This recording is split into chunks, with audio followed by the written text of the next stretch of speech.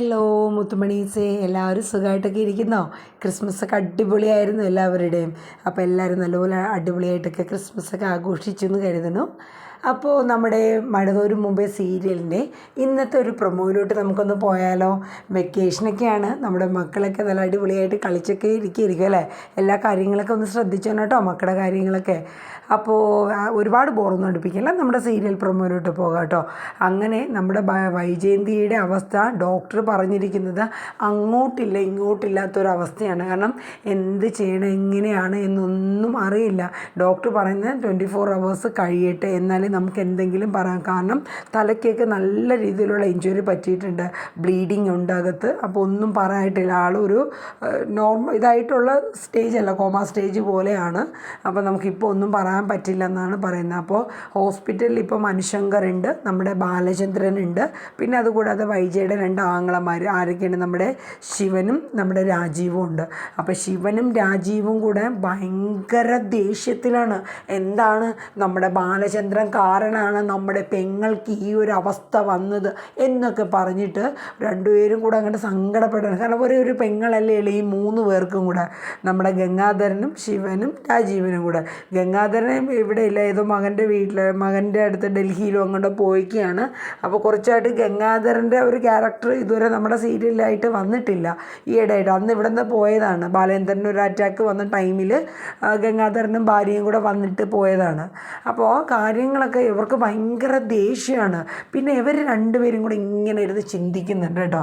കാര്യം ഈ മനുശങ്കർ വന്നിട്ട് ശിവൻ്റെ അടുത്തും രാജീവൻ്റെ അടുത്തും, അച്ഛാ നിങ്ങൾ അങ്കിളിൻ്റെ അടുത്ത് ഒരുപാട് വലിയ ദേഷ്യവും കാര്യങ്ങളും, അങ്കിളിന് അവിഹിത സന്തതിയാണ് അലീന എന്നൊക്കെ പറഞ്ഞ് നിങ്ങൾ ഒച്ചയെടുത്തല്ലോ. ആൻറ്റി അത്ര വലിയ പെർഫെക്റ്റ് ഒന്നും അല്ലല്ലോ, ആൻറ്റിയുടെ ഭാഗത്തും പണ്ടൊക്കെ കുറേ തെറ്റുകൾ സംഭവിച്ചിട്ടില്ലേ എന്ന് നമ്മുടെ മനുശങ്കർ പറഞ്ഞു. പക്ഷേ ഇത് കേട്ടപ്പോൾ നമ്മുടെ ശിവശങ്കറിനും രാജീവും ഒക്കെ ഒന്ന് ഞെട്ടുകയാണ്.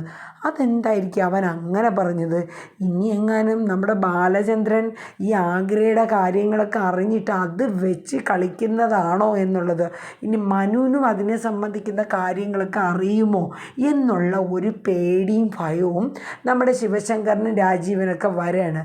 ഇനി അഥവാ അങ്ങനെയാണെങ്കിൽ പണിപാളി. അതല്ല എന്നുണ്ടെങ്കിൽ ഈ ഒരു അവസരം, ഇത്രയും നല്ലൊരു അവസരം നമുക്ക് നല്ലപോലെ വിനിയോഗിക്കാം. അങ്ങനെ നമ്മുടെ ശിവശങ്കറിന് നമ്മുടെ രാജീവനും കൂടെ ഈ അതായത് ബാലേന്ദ്രൻ ഇപ്പോൾ എന്തായാലും ഇവിടെയാണല്ലോ, ആ സമയം കൊണ്ട് നമ്മുടെ അലീനേനെ പുറത്ത് ചാടിക്കണം. അതിന് വേണ്ടിയിട്ട് പുതിയ ഐഡിയ കണ്ടുപിടിക്കുകയാണ് ഈ അവസരത്തിൽ പോലും. പെങ്ങളവിടെ അത്യാസന്നത നിലയിലാണ്, അതൊന്നും അല്ല, അലീനേനെ ചവിട്ടി പുറത്താക്കണ കാര്യമാണ് കുരുട്ട് ബുദ്ധിയിലൂടെ ആലോചിച്ചുകൊണ്ടിരിക്കുന്നത്. ഉടൻ തന്നെ ശിവശങ്കരൻ കമലയെ വിളിക്കുകയാണ്. അപ്പോൾ കമല ഹോസ്പിറ്റലിലെ കാര്യങ്ങളൊക്കെ ചോദിക്കുന്നുണ്ട്. അതിൻ്റെ ഇടയിൽ അമ്മ കിടന്ന് വൈജയുടെ കാര്യം ഓർത്ത് ഒരുപാട് സങ്കടപ്പെട്ടും കാര്യങ്ങളൊക്കെ ആയിട്ട് അങ്ങനെ നിൽക്കുകയാണ് കേട്ടോ. ആ അവസരത്തിൽ ശിവശങ്കരൻ കമലയുടെ അടുത്ത് പറഞ്ഞു കൊടുക്കുന്നുണ്ട്, കമല, ഈ ഒരു അവസരം നമുക്ക് ഏറ്റവും നല്ലൊരു ടൈമാണ്. കാരണം ബാലചന്ദ്രൻ ഹോസ്പിറ്റലിലാണ്, ഈ സമയം നമുക്ക് അലീനയെ പുറത്ത് ചാടിക്കാൻ ഏറ്റവും നല്ലൊരു അവസരമാണ്. നീ അവിടെ വരെ ഒന്ന് പോകുമ്പോൾ നമ്മളാരാണ് ഹരിശങ്കറിനെ കൂടെ കൂട്ടിക്കണം, ഹരീഷിനെയും കൂടെ കൂട്ടാൻ പറയാണ്. കാര്യം എന്ന് വെച്ചാൽ ഹരിക്കല്ലെങ്കിൽ തന്നെ ഭയങ്കര ദേഷ്യമാണ്. അപ്പോൾ കമലയുടെ അടുത്ത് പറഞ്ഞു കൊടുക്കണം, നീ ഇങ്ങനെ ചെന്നിട്ട് സാധനങ്ങളെല്ലാം എടുത്ത് അവളെയും കൂടെ ആക്കി പുറത്തോട്ടങ്ങ് തള്ളിയില്ല. കാര്യം എന്ന് വെച്ചാൽ ഈ സമയം ബാലചന്ദ്രനൊന്നും അവിടെ ഇല്ല. അങ്ങനെ കമല അവർ പറഞ്ഞ് തീരാത്ത താമസം, അതിനെന്താണ്, ഞാൻ റെഡിയാ ശിവേട്ടാന്നും പറഞ്ഞുകൊണ്ട് ചെന്ന് നേരെ ഹരിശങ്കറിൻ്റെ അടുത്ത് പറയാണ്. ഇത് കേട്ടപ്പോൾ ഹരിക്ക് ഭയങ്കര സന്തോഷമാണ്. അന്ന് ഒരു അടി കിട്ടിയത് ഇന്നും വേദന മാറിയിട്ടില്ല. ആ വൈരാഗ്യം അല്ലാണ്ട് തന്നെ അവളുടെ കൂടെയുള്ളൊരു ദേഷ്യമൊക്കെ ഹരിക്കുണ്ട്. അങ്ങനെ ഹരിയും കമലയും കൂടെ വണ്ടിയായിട്ട് നേരെ പോവാണ് ബാലേന്ദ്രൻ്റെ വീട്ടിലോട്ട്. അവിടെ ചെന്നിട്ട് നേരെ ബബിതേനെയും രോഹിത്തിനെയും കണ്ട് കാര്യങ്ങളൊക്കെ പറയാണ്, ഈ ഒരു അവസരം കൊണ്ട് നമുക്ക് ഇവളെ പുറത്ത് ചാടിക്കാമെന്ന്. അപ്പം ബബിതയും രോഹിത്തും ഓൾറെഡി എന്തായാലും റെഡിയാണല്ലോ. പക്ഷെ അവിടെ ഒരാളുണ്ട്, ആരാ? നമ്മൾ കൃഷ്ണമോളെ കയ്യിലെടുക്കാൻ അവർക്ക് എന്തായാലും പറ്റൂല. അങ്ങനെ കൃഷ്ണമോളെടുത്ത് നമ്മുടെ കമല ചെന്നിട്ട് പറയുന്നുണ്ട്, നിൻ്റെ അമ്മയ്ക്ക് ഈ ഗതി വന്നത് എവളൊരുത്തി കാരണമാണ്, അതുകൊണ്ട് നീ അവളെ അധികം അങ്ങോട്ട് തലയിൽ കയറ്റി നിർത്തേണ്ട കാര്യം കാര്യമൊന്നും ഇല്ലെന്ന് പറഞ്ഞ് കമല ഉപദേശിക്കുന്നുണ്ട്.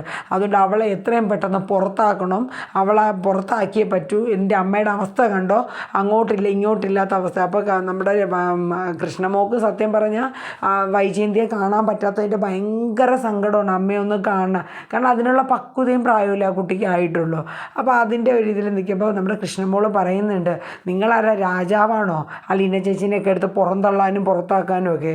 അതൊന്നും നടപടിയാവണ കാര്യമല്ല, അച്ഛൻ അറിഞ്ഞാലുണ്ടല്ലോ എന്നൊക്കെ പറഞ്ഞ് കൃഷ്ണമോൾ അവരെ കൂടെ തിരിച്ച് ഷൗട്ട് ചെയ്യാണ്. എന്നിട്ട് നേരെ നമ്മുടെ ഹരിശങ്കർ എന്ത് ചെയ്യാണ്, അലീനയുടെ റൂമിൽ ചെല്ലണം. അപ്പോൾ അലീന അവിടെ ഇല്ല, അലീന കിച്ചണിലായിരുന്നു. ഹരിശങ്കർ ആ സമയം കൊണ്ട് നമ്മുടെ ബബിതയും കൂട്ടി റൂമിൽ ചെന്ന് അവളുടെ സാധനങ്ങളൊക്കെ ആ ബാഗിലോട്ട് കുത്തിക്കയറ്റി എല്ലാം കൂടെ കൊണ്ടുവന്ന് വെളിയിലോട്ട് ഒരൊറ്റ തള്ളാട്ടോ. അവന് ഒരിക്കൽ കിട്ടിയത് 2 തവണ കിട്ടിയെന്ന് പോരാ, അലീനയുടെ ഔദാര്യത്തിലാണ് ഈ നെളിഞ്ഞ് നിൽക്കണേന്നുള്ളത് ഹരി ഓർക്കണില്ല.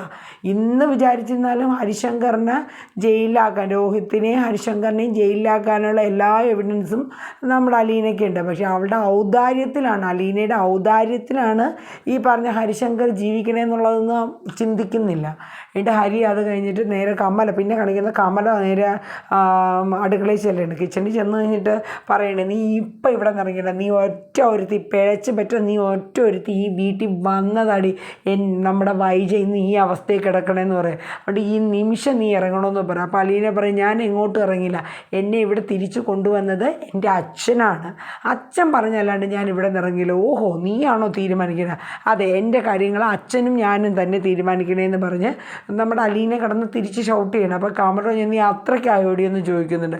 അപ്പോൾ കമലയും ഹരിശങ്കർ ഓൾറെഡി ഇപ്പോൾ അവിടെ നിന്ന് വന്ന് ഇനിയിപ്പോൾ എവിടെ ഇറക്കി വിടുന്ന അറിയുമ്പോഴത്തേക്കും ഒരു ഇതല്ലേ. അപ്പോൾ രോഹിത് പറഞ്ഞു, ഞാൻ ഇറക്കി വിട്ടാൽ അവൾക്ക് കുഴപ്പമൊന്നുമില്ലല്ലോ എന്നും പറഞ്ഞ് നേരെ രോഹിത്ത് അലീനയുടെ അടുത്ത് ചെന്നിട്ട് അവളെ കൈക്ക് പിടിച്ച് പുറത്താക്കാൻ. ആ സമയം അലീനെ എന്തായാലും പിടിച്ച് നിന്നേ പറ്റുള്ളൂ. അപ്പോൾ അതിൻ്റെ ഇടയിൽ ബഹളമൊക്കെ കേട്ട് കൃഷ്ണമോൾ അങ്ങോട്ട് ഓടി വരുന്നുണ്ട്. കൃഷ്ണമോൾ പറയുന്നുണ്ട്, അലീന ചേച്ചീനെ പുറത്താക്കാൻ വേണ്ടി നിങ്ങൾ നിൽക്കില്ല, ഞാൻ അച്ഛനോട് പറയുമെന്ന് പറഞ്ഞ്. അച്ഛൻ അറിഞ്ഞാൽ നിങ്ങളുടെ ഒരെണ്ണത്തിന് ഇവിടെ ഇട്ടേക്കില്ല എന്ന് പറഞ്ഞ് കൃഷ്ണ പേടിക്കുന്നുണ്ട്. ആ സമയം അലീനയ്ക്ക് മനസ്സിലായി ഇവിടെ നിൽക്കണമെങ്കിൽ ഇച്ചിരി നല്ല രീതിയിൽ പിടിച്ച് നിന്നേ പറ്റുള്ളൂ.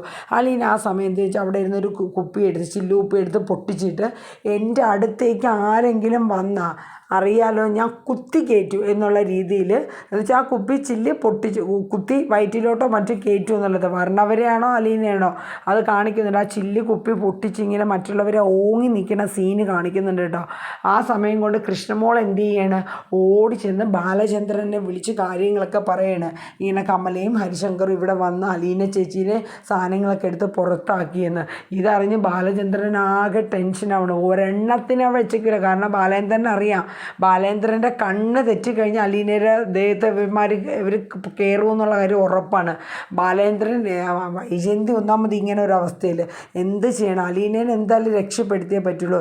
അങ്ങനെ ബാലചന്ദ്രൻ പെട്ടെന്ന് തന്നെ ഹോസ്പിറ്റലിൽ നിന്ന് പോയി അലീനയെ രക്ഷപ്പെടുത്താൻ വേണ്ടി നിൽക്കുമ്പോൾ മനുശങ്കർ പ്രാങ്കിൾ എങ്ങോട്ടാണ്.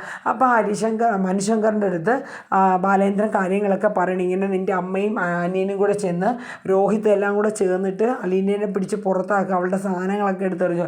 അങ്കിൾ ഇവിടെ തന്നെ നിൽക്കുക, അതൊക്കെ ഞാൻ ഹാൻഡിൽ ചെയ്തോളാം എന്ന് പറഞ്ഞിട്ട് ഹരി രണ്ടും കൽപ്പിച്ചുകൊണ്ട് നെടുമ്പുരയ്ക്ക് വീട്ടിലോട്ട് അങ്ങോട്ട് ചെല്ലുകയാണ്.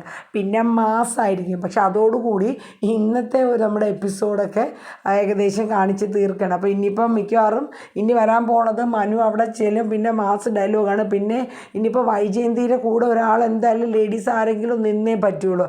അപ്പോൾ എന്തായാലും സ്വന്തം അമ്മയെ നോക്കാൻ, കാരണം വൈജയ്ക്ക് ഇപ്പം എന്തായാലും ഒരു ഓർമ്മ ഇതൊന്നും ഇല്ലല്ലോ. അപ്പോൾ ഇനി വൈജ ഒന്ന് ഇമ്പ്രൂവായി വരുന്നുണ്ട്. അത് പിന്നെ വൈജയനെ നോക്കാൻ വേണ്ടിയിട്ട് അലീനേനെ കൂടെ നിർത്തുന്നു. അങ്ങനെയൊക്കെയുള്ള രംഗങ്ങളൊക്കെയാണ് ഇനി അടുത്ത ആഴ്ചയിൽ വരുന്നത്. പക്ഷെ എന്തൊക്കെ പറഞ്ഞാലും ഈ മഴതോരും മുമ്പ് സീരിയലിൽ നല്ല അടിപൊളി ട്വിസ്റ്റുകളായിട്ടോ വന്നുകൊണ്ടിരിക്കുന്നത്. എത്ര കിട്ടിയാലും നമ്മുടെ ബബിതയ്ക്കും രോഹിത്തിനും മതിയാവേയില്ല. ഇനിയിപ്പോൾ മിക്കവാറും വൈജ ഒരു കോമ സ്റ്റേജിൽ വല്ലതും ആവുമെന്നൊന്നും അറിയില്ല, തളർന്ന് കിടക്കും. അപ്പോൾ ആ സമയത്തും അലീനയുടെ ഹെൽപ്പോടുകൂടി ആയിരിക്കും ഇനി രക്ഷപ്പെടണം. അപ്പോൾ ഇത്രയും വെറുപ്പും വിദ്വേഷവും കാണിച്ച സ്വന്തം മകളാണെന്ന് എന്തായാലും അറിയത്തില്ല, ആ കാണിച്ച ആളുടെ സഹായം തന്നെ വൈജയന്തിക്ക് വേണ്ടി വരുന്ന ഒരവസ്ഥയൊക്കെ ആയിരിക്കും. ഇനിയൊക്കെ അങ്ങനെ ആയിരിക്കും വരുന്നത്. അപ്പോൾ എന്തായാലും നമ്മുടെ ഇന്നത്തെ പ്രൊമോ എല്ലാവരും കാണുക, കണ്ട് നമ്മുടെ വീഡിയോസൊക്കെ ഒന്ന് ലൈക്ക് ചെയ്ത് നമ്മുടെ ചാനലൊക്കെ ഒന്ന് സബ്യൊക്കെ ചെയ്ത് ഇന്ന് രാവിലെ 6 മണിക്ക്, അതായത് കഴിഞ്ഞ ദിവസം രാവിലെ 6 മണിക്ക് ഇട്ടിരുന്ന സീരിയൽ എൻ്റെ മുത്തുമണികളൊക്കെ കുറച്ച് പേര് കണ്ടിട്ടുണ്ട്, കുറേ പേര് ലൈക്ക് അടിച്ചിട്ടുണ്ട്. ഒരുപാട് നന്ദിയുണ്ട് കേട്ടോ. അപ്പോൾ എല്ലാവരും നല്ല രീതിയിലുള്ളൊരു സപ്പോർട്ട് തരുമെന്ന് പ്രതീക്ഷിച്ചു കൊള്ളുന്നു. അപ്പോൾ അടുത്ത ഒരു പ്രൊമോയുമായി വീണ്ടും കാണാം. അതുവരേക്കും tata bye bye, take care.